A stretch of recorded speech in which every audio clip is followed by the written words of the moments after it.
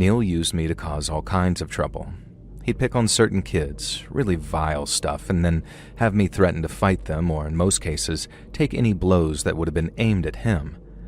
Sometimes he'd force me to beat up younger kids, younger than myself, as we got older. In junior year in particular, we saw a few freshman targets that Neil took great delight in having me hurt. Now, you may be wondering how Neil managed to have such a hold over me, especially since I wasn't that particularly thin-skinned.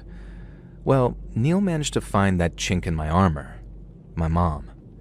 Anytime I tried to push back against Neil or deny him, then he'd throw a barb my way about how my mother had left because of her disgusting fat son and her autistic daughter and her fat arsler husband.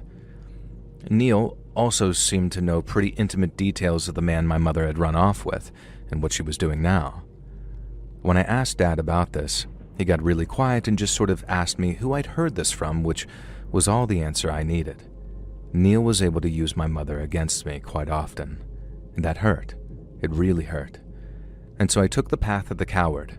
I chose to hurt other people instead of letting Neil hurt me. And I know this makes me a bad person. I regret all of it, but it is what it is now.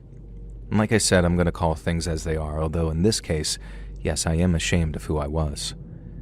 Neil's influence over me almost ruined